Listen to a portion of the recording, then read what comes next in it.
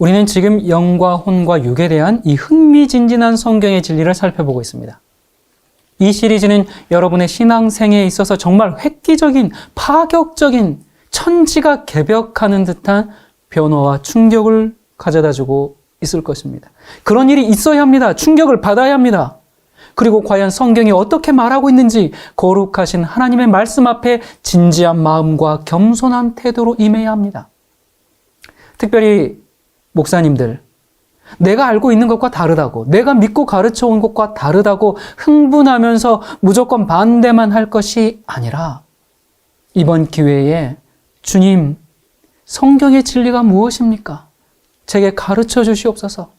진실한 마음으로 간구해야 합니다. 성경이 성경에 대한 답을 내리게 해야지 우리 교단이, 우리 교회가 이렇게 가르치니까 그런 논리로 성경을 대적해서는 안 됩니다. 이 말씀을 듣는 모든 분들에게 진리의 성령께서 바른 길로 인도해 주시기를 기도합니다. 오늘은 성경이 죽은 사람들의 상태에 대해서 어떻게 증거하고 있는지 그 확실한 말씀들을 공부해 보도록 하겠습니다. 일반적으로 사람이 죽은 이후에 어떻게 되는가, 천국이나 지옥에 가서 무슨 일이든 뭔가 일어난다, 그렇게 믿고 있는데 성경으로는 전혀 뒷받침되지 않는 이론임을 우리가 지난 시간들에서 충분히 설명드렸습니다. 성경은 죽음 이후의 상태를 구체적으로 어떻게 표현하고 있을까요? 죽은 사람들은 무덤 속에서 무엇을 하고 있을까? 부활의 순간까지 무덤 속에서 어떤 상태로 있을까? 성경이 그것에 대해서 말하고 있는가? 성경은 죽음 후의 상태에 대해서 이렇게 얘기해 줍니다. 첫 번째, 현실과 완전히 단절된 상태입니다. 욥기 14장 21절에 그 아들이 존귀하나 그가 알지 못하며 비천하나 그가 깨닫지 못하나이다. 그러니까 자기 자식이 잘 되는지 못 되는지 전혀 알 수가 없는 상태에 있다, 그 말입니다. 두 번째, 일체의 감정과 의식이 없는 상태입니다. 전도서 9장 5절과 6절에 죽은 자는 아무것도 모르며, 시편 146편 4절에 그의 호흡이 끊어지면 흙으로 돌아가서 그날에 그의 생각이, 계획이, 도모가 소멸하리로다. 세 번째, 무활동의 상태입니다. 전도서 9장 10절에 내가 어떤 일을 하든지 내 힘을 다해서 하여라. 내가 들어갈 무덤 속에는 일도, 계획도, 지식도, 지혜도 없다. 아무 일도 없고 계획도 없고 지식도 없고 지혜도 없는 상태입니다. 자, 죽음 이후의 상태, 무슨 상태인가? 네 번째, 무감각의 상태입니다. 시편 6편 5절에 사망 중에서 주를 기억함이 없사오니 무덤에서 주께 감사할 자가 누구리까? 또 시편 30편 9절에 내가 무덤에 내려갈 때에 나의 피가 무슨 유익이 있으리요? 어찌 진토가 주를 찬송하며 주의 진리를 선포하리이까? 시편 115편 17절 죽은 자가 여호와를 찬양하지 못하나니 적막한 데 내려가는 아무도 못하리로다. 이사야 38장 18절 죽은 사람이 주를 찬양할 수 없고 무덤에 들어간 자가 주의 신실하심을 바랄 수 없나이다. 고통을 느끼지 못할 뿐만 아니라 뭐 어쩐다고요? 하나님을 찬양할 수도 없어요. 천국 가서 죽은 자가 천국 가서 하나님을 찬양하고 있는 게 아니라 죽은 사람은 여호와를 찬양하지 못한다. 죽은 사람은 주를 찬양할 수 없다. 라고 그런 무감각의 상태라고 분명히 말해주고 있죠. 성경은 그럼 죽음 이후의 상태를 뭐라고 합니까? 잔다, 잠이다, 그렇게 표현하고 있는데 여러분, 이러한 성경의 단순한 표현은 죽음에 대해서 여러 가지 말들이 많고 이론들이 많지만 성경은 정말 그 표현들을 다 잠재워버리고 있습니다. 여러분, 다니엘은 그리스도의 오심에 대해 예언하면서 흙으로 돌아간 죽은 자들이 잠에서 깨어날 거다, 그렇게 얘기합니다. 언제? 다니엘서 12장 1절부터 한번 봅시다. 그때에 내 백성 중 무릇 책에 기록된 모든 자가 구원을 얻을 것이라. 여기는 이제 생명책에 기록된 모든 자죠. 땅의 티끌 가운데서 뭐하는 자? 자는 자 중에서 많이 깨어 영생을 얻는 자도 있겠고 수욕을 받아서 무궁히 부끄러움을 입을 자도 있을 것이며. 자, 지금 하늘에서 영생을 누리고 있다. 그렇게 하지 않고 뭐라 그랬어요? 마지막 때 잠에서 깨어 영생을 얻겠다. 그렇게 말씀하고 있어요. 성경에 나오는 수많은 저자들이 지금 죽음을 뭐라고요? 잠이라고 말하고 있습니다. 왜 그런가? 왜냐하면 잠은 죽은 자의 상태를 가장 완전하게 묘사할 수 있는 말이기 때문에 그래요. 여러분 몹시 피곤해서 이제 지쳐서 밤에 잠자리에 누우면 눕자마자 깊이 잠들게 되죠. 그러면 다음날 아침에 깨어날 때까지 그 시간은 마치 한순간이 지나간 것처럼 그렇게 느껴지게 됩니다. 죽음이라고 불리는 잠도 마찬가지예요. 성경이 이 죽음을 자는 것이다 라고 또 말하는 이유는 죽음은 마치 잠자는 것과 같기 때문에 시간의 흐름을 알 수 없고 공간과 주변 사물을 전혀 의식할 수 없고 아침이 돼서 잠에서 깨어나는 것처럼 언젠가는 이 죽음이라는 죽음에서 깨어나 부활할 것이기 때문에 죽음을 잠이라고 표현하는 것은 얼마나 적절합니까? 성경에 이 죽음을 잠과 동의어로 사용한 경우가 66번이나 기록되어 있는데요. 다 볼 수는 없고 몇 말씀만 좀 확인해 봅시다. 여호와께서는 뭐라고 하셨는가? 신명기 31장 16절 여호와께서 모세에게 이르시되 너는 내 조상들과 함께 자려니와. 모세에게 죽음을 잠으로 말씀했고 지금 네 조상들이 지금 어디에 있다? 천국에 있다? 하늘에 있다? 그렇게 말하지 않고 조상들과 함께 너 이제 뭐 한다? 잘 거라고 얘기를 했어요. 또 여호와께서 사무엘하 7장 4절부터 보면 여호와의 말씀이 다윗에게 말하기를 내 연수가 차서 내가 내 조상들과 함께 잠들 때 조상들과 함께 자요. 다윗에게 죽음은 잠자는 것과 같다고 말씀해 주셨습니다. 욥은 뭐라 그랬는가? 내가 그때 죽었더라면 지금쯤은 평안히 잠들어 쉬고 있을 텐데. 욥기 3장 13절입니다. 그리고 7장에 이제 내가 흙 속에 잠들리니 주께서 아침에 나를 찾으실지라도 내가 잊지 아니하리이다. 자, 다윗은 또 뭐라 그랬는가? 시편 13편 3절입니다. 여호와 나의 하나님이시여 내가 죽음의 잠을 자지 않도록 내 눈을 밝혀주소서. 열왕기상 1장 21절 내 주 왕께서, 이건 이제 바세바가 한 얘기예요. 왕께서 그의 조상들과 함께 잘 때에, 다윗이 잠들 때에 나와 내 아들은 솔로몬은 죄인이 되리이다 라고 했어요. 솔로몬은 뭐라고 했는가? 열왕기상 11장 43절 솔로몬이 그의 조상들과 함께 잠에 그의 아버지 다윗의 성읍에 장사되고. 자, 다니엘서 12장 2절 13절 그때는 언제예요? 마지막 때를 쭉 말하고 있어요. 땅 속에서 잠자던 자들이 깨어나 영원한 생명을 얻는 사람도 있고 영원한 수치와 멸시를 당하는 사람도 있을 것이라. 13절 그러나 너는 이제 흙으로 돌아가 편히 쉬어라. 세상 끝날에 내가 부활할 것이라. 그때에는 하나님께 충성한 모든 이들이 받는 생명을 너도 나누어 받으리라. 여러분이 얼마나 확실하고 분명한 말씀입니까?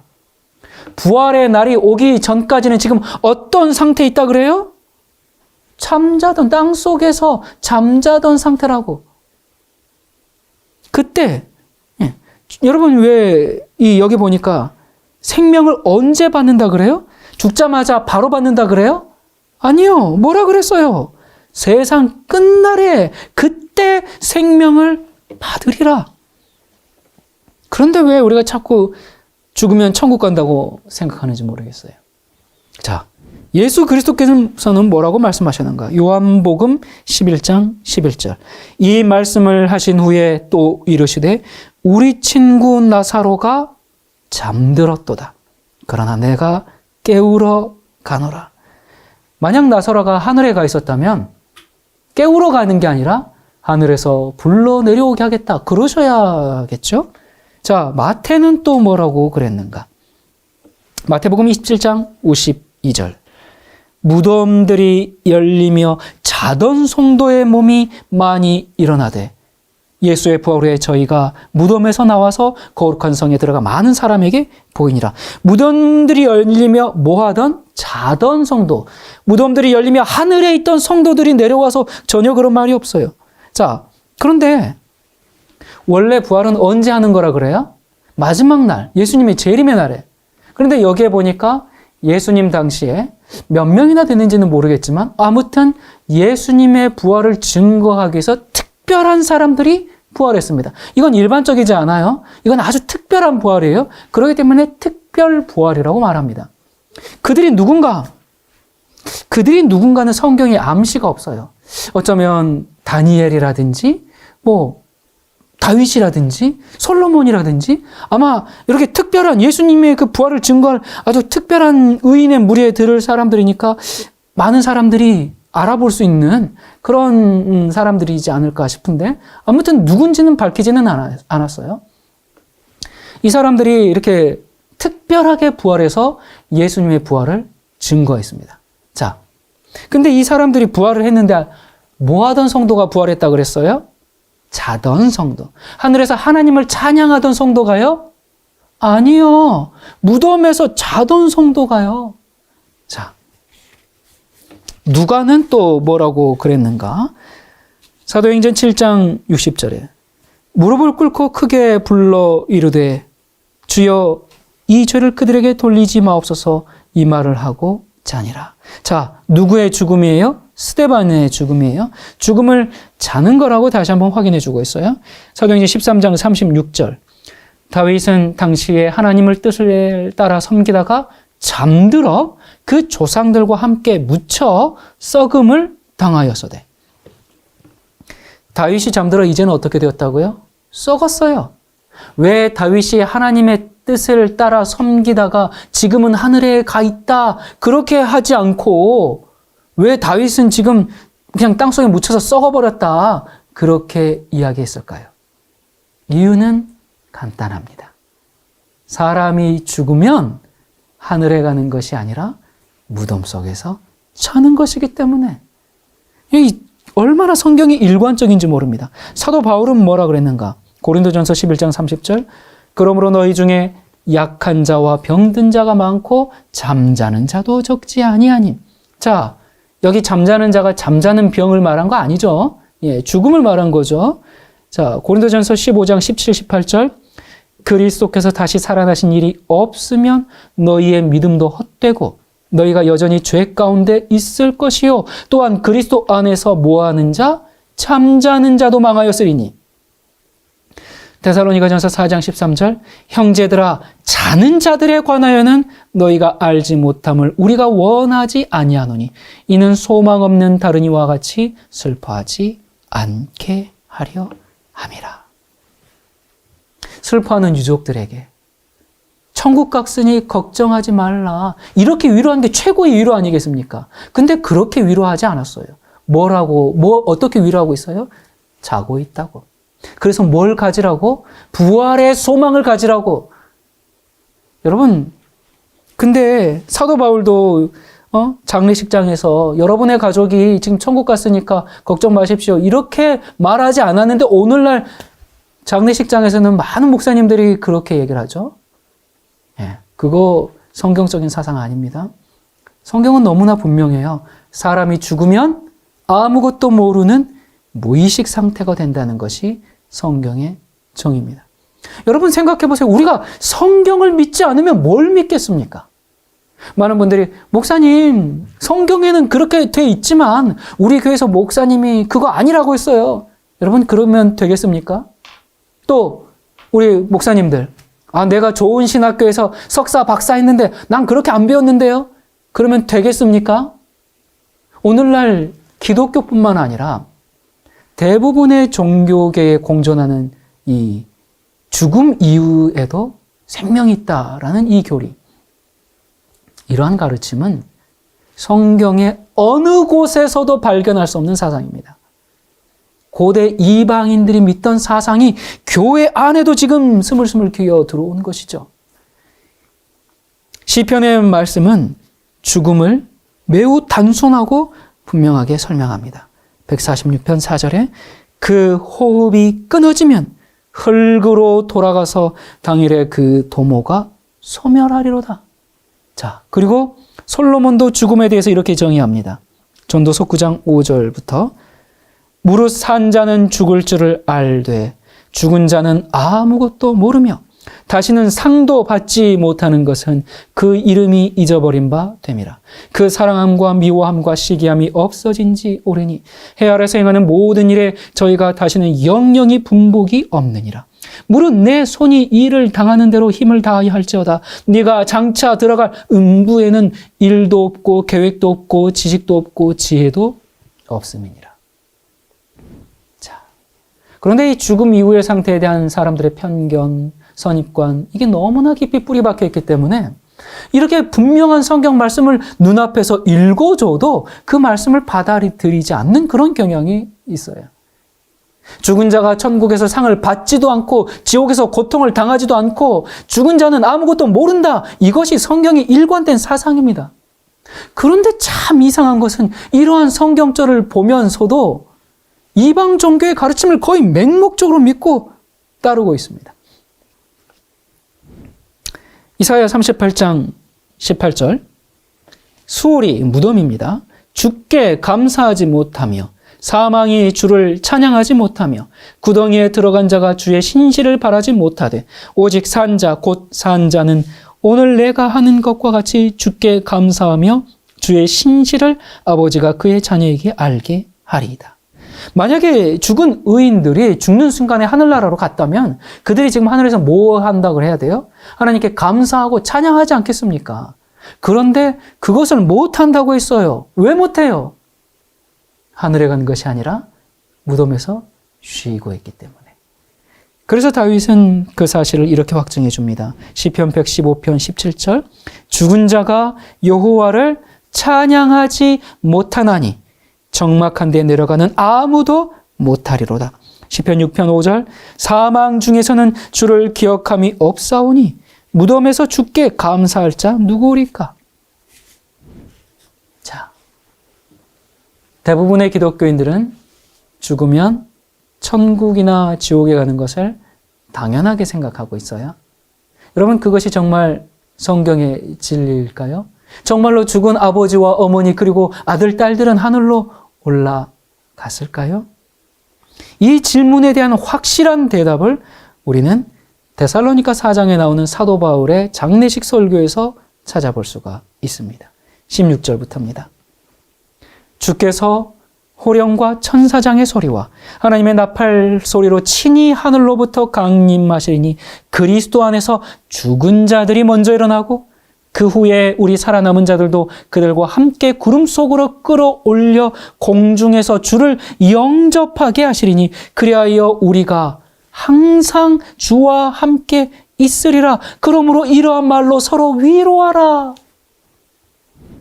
여기서 바울은 우리가 여러분 예수님과 영원히 함께 있을 수 있는 방법을 지금 말해주고 있습니다. 우리가 어떻게 영원히 함께 있을 수 있는가?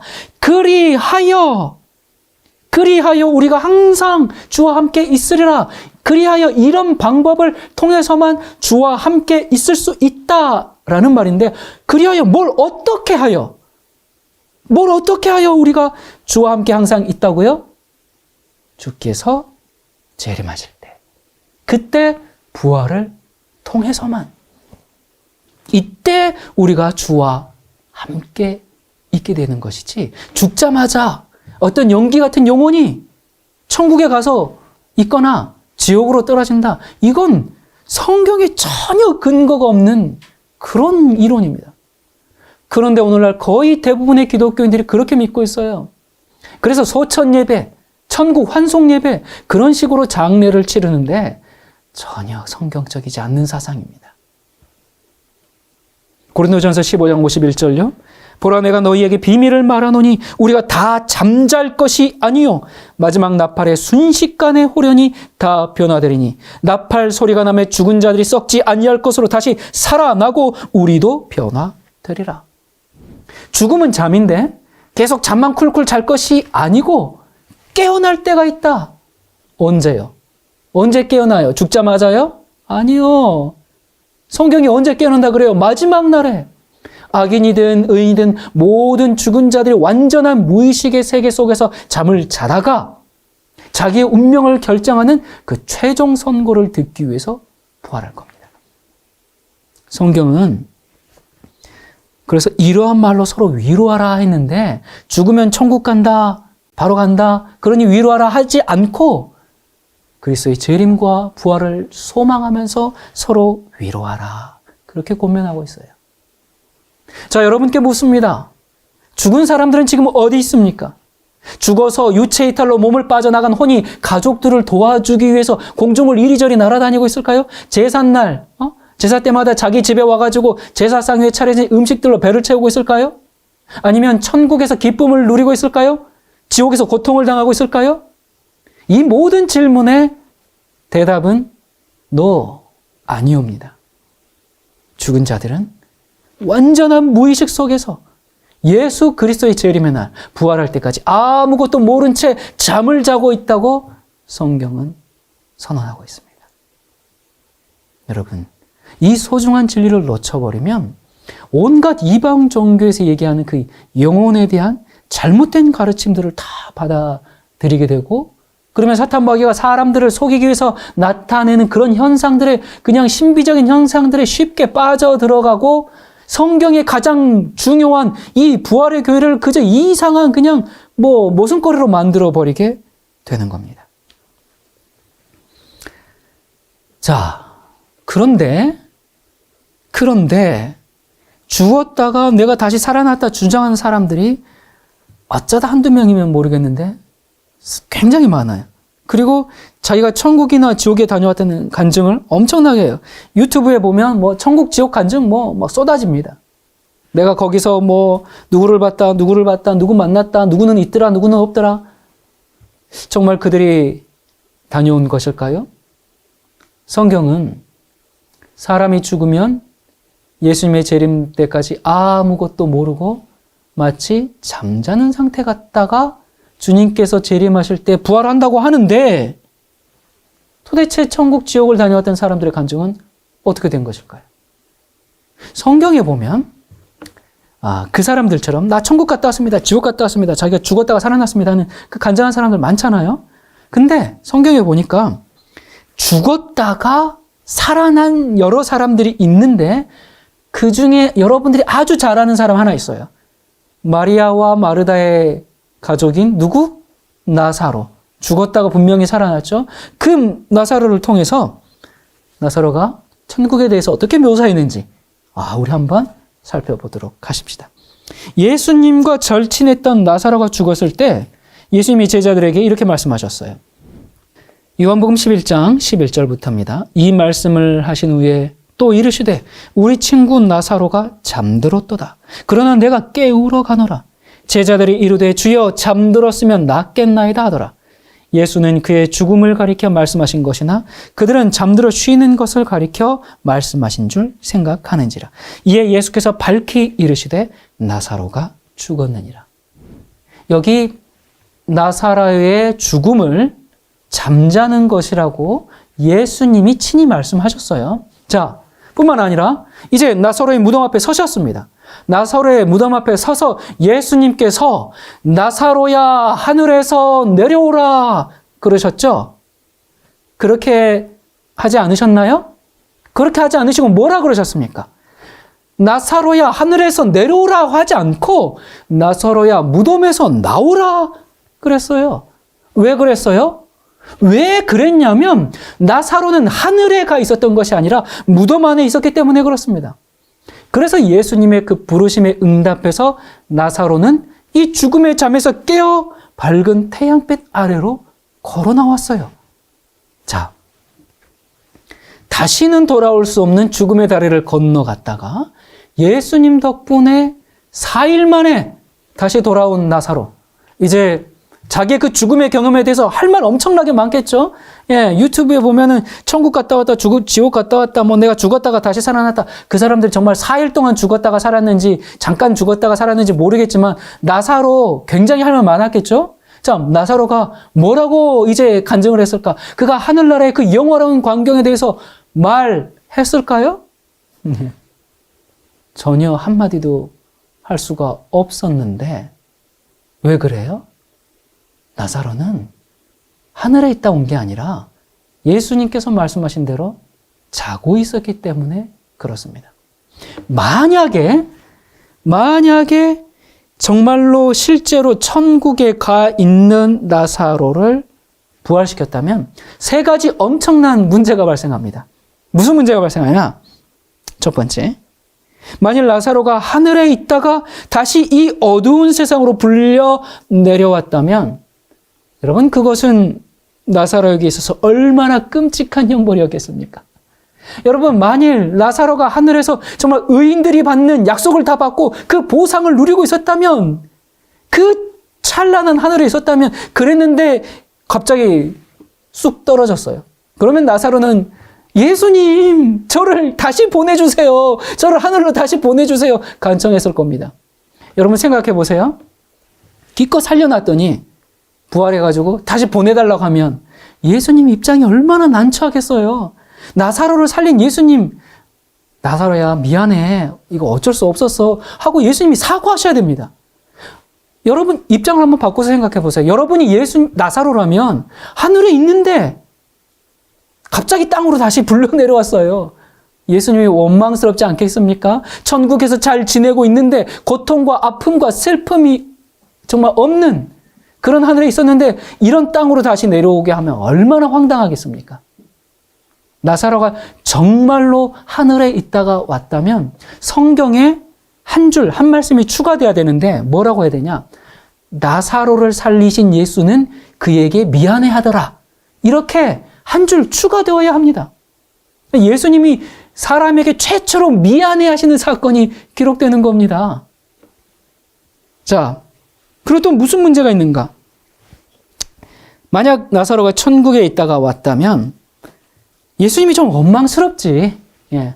그래도 원망스럽지만 이게 또 나의 사명이 있나 보다 그렇게 생각하고 나사로는 연일 뭘 했겠어요? 천국 간증 집회, 예. 내가 본 천국, 4일간 경험한 천국, 그러면서 뭐 전도하고, 예. 자기가 본 그 천국, 경험한 천국에 대해서 연일, 여러분 그럼 믿는 자들이 얼마나 많겠습니까?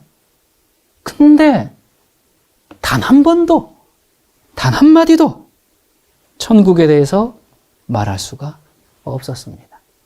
왜요?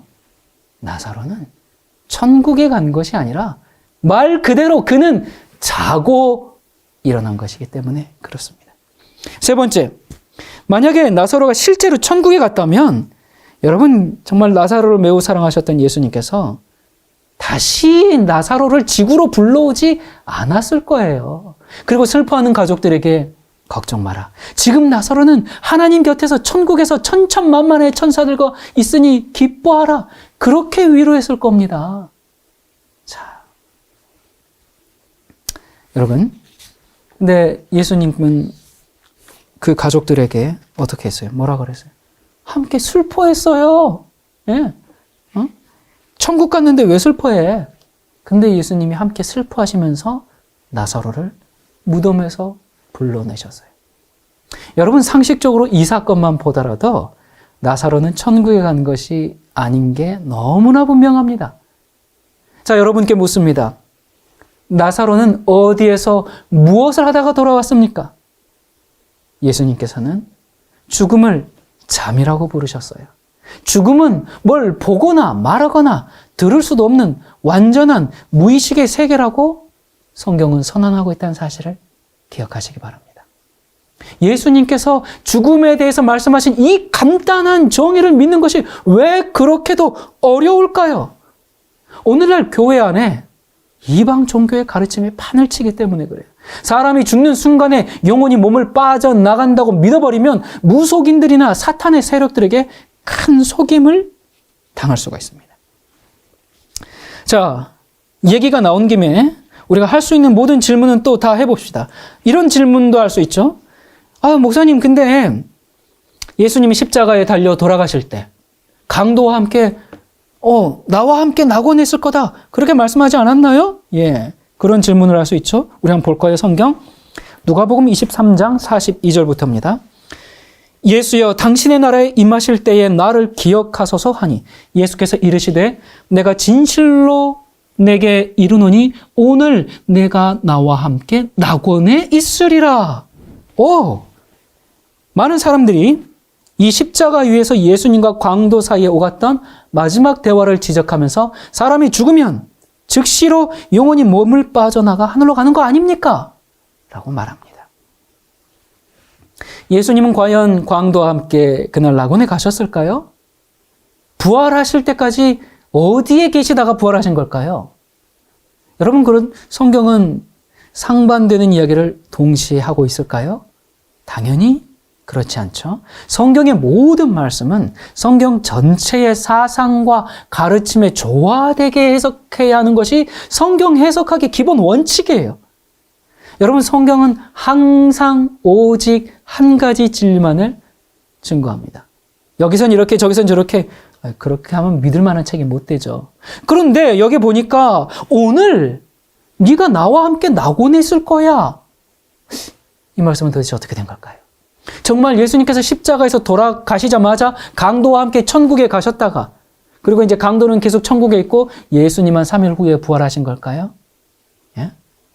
우리말 번역대로라면 예수님께서는 십자가에 달리신 그날에 강도와 함께 하나님께 가셨어야만 합니다. 분명하죠? 그날 가셨어야 해요. 여러분, 그런데 아십니까? 요한복음 20장 보셨어요? 거기에 보면 나 아직 천국 안 갔는데? 라고 예수님이 직접 말씀하십니다. 예수님께서 금요일에 십자가에서 돌아가셨어요. 그리고 일요일 이른 아침에 부활하셨는데 막달라 마리아 앞에 나타나셔서 이렇게 말씀하십니다. 요한복음 20장 17절. 예수께서 이르시되 나를 붙들지 말라. 내가 아직 아버지께로 올라가지 아니하였노라. 너는 내 형제들에게 가서 이르되 내가 내 아버지 곧 너희 아버지 내 하나님 곧 너희 하나님께로 이제 올라간다. 자, 여러분, 제가 질문하겠습니다. 예수님께서 십자가에서 돌아가신 직후 하늘에 가셨어요? 안 가셨어요? 아까 강도한테는 간다 했는데 그럼 성경이 왔다 갔다 하네? 그런 거예요?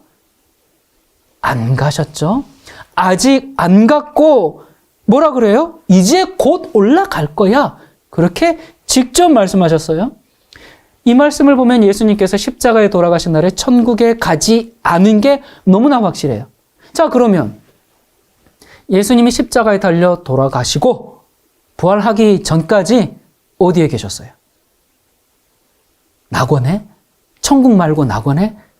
그래서 아직 안 가신 걸까요? 여러분, 예수님은 모든 인간들이 그런 것처럼 주님도 잠자는 상태에 있다가 부활하신 겁니다. 이 영혼불멸 사상을 붙잡고 있는 어떤 사람들은 마치 천주교에서 말하는 것처럼 천국 말고 중간 지대인 연옥과 같은 그 낙원에 예수님이 다녀오신 거다. 그렇게 말하기도 해요. 근데 그렇지 않아요. 성경에는 천국과 비슷한 제2지대인 낙원이라는 것이 별도로 존재하지 않습니다. 천국과 낙원은 같은 곳이에요. 이 사도 요한은 생명나무가, 여러분, 생명나무 어디에 있어요? 하늘에 있죠. 천국에 있죠. 근데 그게 하나님의 낙원에 있다는 사실을 이렇게 얘기합니다.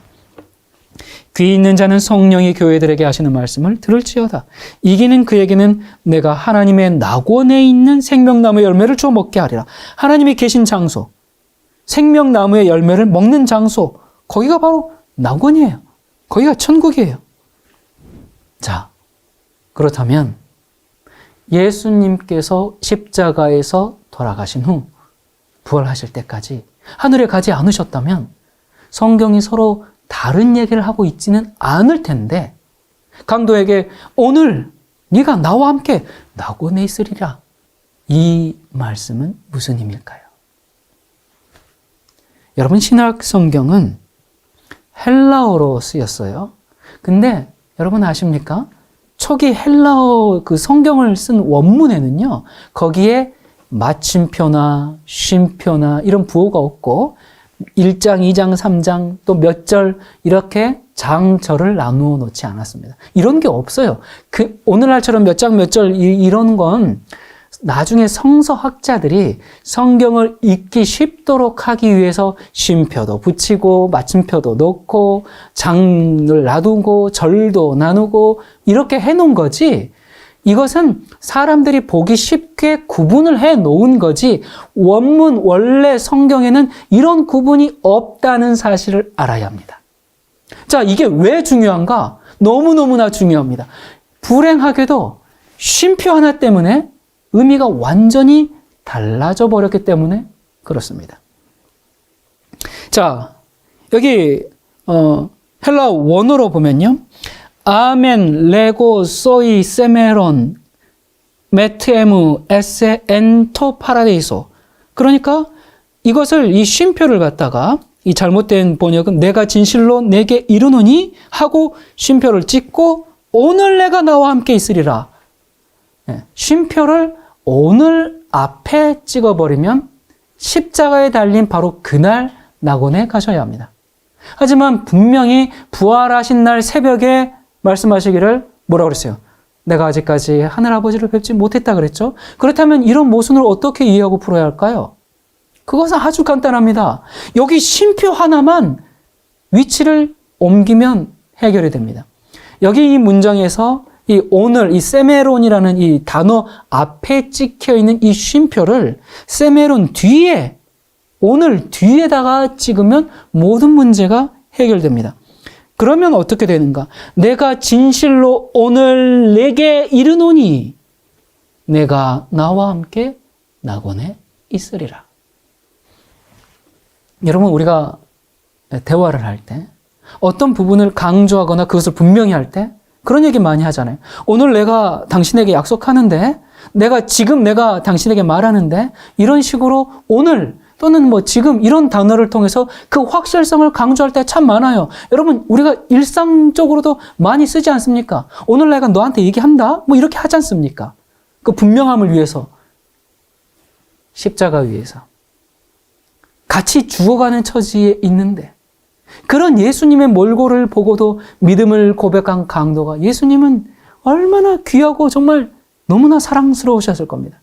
그래서 내가 오늘 너에게 분명히 약속한다. 나와 함께 낙원에 갈 것이야. 이 말씀을 한 것입니다. 자, 그럼에도 왜 성경을 번역하는 사람들이 그러면 쉼표를 오늘 뒤에다가 찍지 왜 앞에 붙였어요? 이유는 간단합니다. 제가 첫 번째 시간에도 말씀드린 바와 같이 기원후 3세기경부터 오리겐, 어거스틴 이런 교부들을 통해서 교회 안에 이 플라톤의 영혼불멸 사상이 유입됐고 긴 중세 암흑 시대 동안 가톨릭을 통해서 교회의 정통 가르침이 되어버리기 때문에, 그래서 번역자들이 인간의 사후 세계에 대해서 그 잘못된 고정관념, 잘못된 편견, 그 잘못된 이교 사상을 그대로 배우고 학습하고 그걸 가지고 있었기 때문에 쉼표를 그냥 오늘이라는 낱말 앞에 붙여버림으로써 번역상의 혼란이 야기되었죠. 하지만 쉼표를 어디에 찍어야 돼요? 오늘 뒤에 찍으면 그 의미가 예수님께서 하신 다른 말씀과 조화가 되고 성경의 전반적인 사상과도 일치하게 됩니다. 그렇지 않으면 예수님께서는 지키지 못할 약속을 하셨거나 아니면 성경에 여기저기가 다 서로 배치되는 그런 말씀을 하신 것으로 돼야 돼요. 근데 그럴 리는 없고 그럴 수도 없고 그래서도 안 됩니다. 쉼표를 오늘이라는 말의 뒤에 붙여야만 예수님께서 강도에게 하셨던 그 말씀이 막달라 마리아에게 했던 나를 만지지 말라, 내가 아버지께로 아직 올라가지 못했다라는 말씀과도 일치가 되고 성경 전체의 사상과도 일치가 됩니다. 여러분, 이렇게 쉼표 하나가 얼마나 큰 정말 번역상의 오해를 가졌는지 생각하면 참 우리가 성경을 좀 더 주의 깊이 읽어야 될 것 같아요. 이 십자가의 강도처럼 죽음을 목전에 두었던 바울이 어떻게 고백했는지를 우리가 보면 강도가 예수님께 드렸던 부탁의 그 진정한 의미를 알 수가 있습니다. 디모데후서 4장 6절부터 8절입니다. 전제와 같이 내가 벌써 부어지고 나의 떠날 시각이 가까웠도다. 나는 선한 싸움을 싸우고 나의 달려갈 길을 마치고 믿음을 지켰으니 이제 후로는 나를 위하여 의의 면류관이 예비되었으므로 주 곧 의로우신 재판장이 그날에 내게 주실 것이며 내게만 아니라 주의 나타나심을 사모하는 모든 자에게도니라. 그날은 무슨 날이에요? 바울이 죽는 그날입니까? 죽자마자 부활해서 면류관을 받을 것을 지금 기대했습니까? 아니죠. 사도 바울은 영원한 보상에 대한 그 소망을 자기가 죽은 즉시 내가 이제 이 면류관을 이 선한 싸움 다 싸웠으니까 믿음 지켰으니까 난 죽은 즉시 이제 그걸 보상을 받을 거야. 그걸 기대하는 게 아니라 어디에 두었어요? 주께서 재림하시는 마지막 날에 주의 나타나시는 그날에 두었습니다. 우리아 씨, 죽음 이후에 천국에 바로 갈 것으로 생각할 것이 아니라 재림과 부활이 동시에 이루어지는 그날에 소망을 두어야 합니다. 여러분, 이 성경의 전반적인 사상과 또 그리스도의 이 일관된 가르침은 사람이 죽으면 무의식, 무활동 가운데서 깊은 잠을 자다가 부활해서 자신이 생전에 행한 일에 대해서 심판을 받아 영원한 생명을 얻거나 영원한 멸망을 당하게 된다는 겁니다. 성경은 죽은 자는 아무것도 모른다라고 분명하게 선언하고 있음에도 불구하고 오늘날 많은 사람들은 죽은 다음에 자신이 천국이나 지옥에 가서 어떤 것을 보고 느꼈다고 그렇게 주장하고 있습니다. 이제 우리는 성경이 말하는 진리와 사람들이 경험했다고 주장하는 이야기 사이에서 어느 하나를 선택해야만 합니다. 여러분은 무슨 선택을 하시겠습니까? 다음 시간에는 마지막 시간인데요. 마치 사람이 죽은 즉시 천국에 간 것처럼 보이는 그 성경절들을 찾아보고 그 참된 의미는 무엇인지 공부해 보도록 하겠습니다. 감사합니다.